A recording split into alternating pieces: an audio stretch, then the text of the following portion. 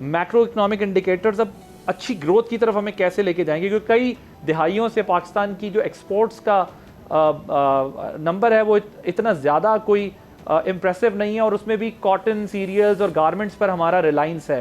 سو diversification میں ہمارے کیا چیزیں رکاوٹ ہے، اسپیشلی جب ہم دیکھتے ہیں کہ ہماری نیبرنگ کنٹری انڈیا جو ہے وہ آئی ٹی سیکٹر میں سے بلینس آف ڈالرز جنریٹ کرتی ہے، اور ہماری آئی ٹی سیکٹر اب پرفارم بیٹر کر رہا ہے، لیکن اس کا جو پوٹینشیل ہے ابھی اس سے یہ کافی پیچھے ہے.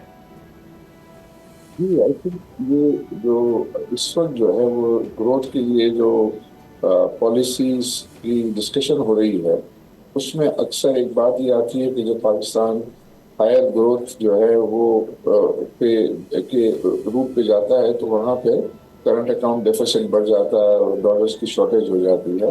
جی تو یہ ایک امپریشن رہا ہے.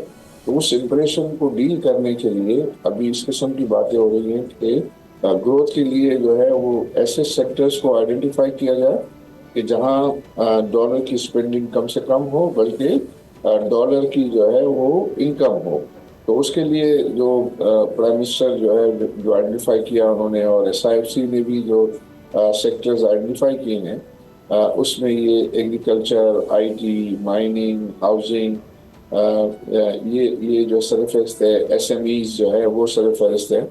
وہ ایسے سیکٹرز ہیں کہ جو ڈالرز کی جو ہے وہ سپلائی کو بہتر کر سکتے ہیں، ہماری ایکسپورٹس کو بڑھا سکتے ہیں، اور ایٹ دا سیم ٹائم لوگوں کے لیے روزگار کے مواقع جو ہے اس میں بہت زیادہ ہیں. کیونکہ آپ بتائیں ایگریکلچر میں بہت بڑی پرسنٹیج ہماری آبادی کی جو ہے انوالو ہے. آئی ٹی میں بہت لوگ جو ہے وہ کی ضرورت ہوتی ہے. ہاؤسنگ میں بہت زیادہ کنسٹرکشن میں جو ہے وہ ضرورت ہوتی ہے.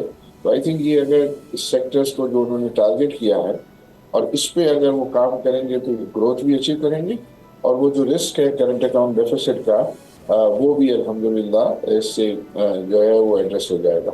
تو اس پر آئی تھنک بالکل انڈرسٹینڈنگ ہے، پالیسی میکرز کو بھی انڈرسٹینڈنگ ہے، اسٹیک ہولڈرز کو تمام کو انڈرسٹینڈنگ ہے. اب ضرورت اس بات کی ہے کہ اس کے اوپر فوکس کر کے اور ان کو اچھے طریقے سے ایگزیکیوٹ کیا جائے. سبسکرائب کریں اور بیل دبائیں تاکہ کوئی خبر رہ نہ جائے.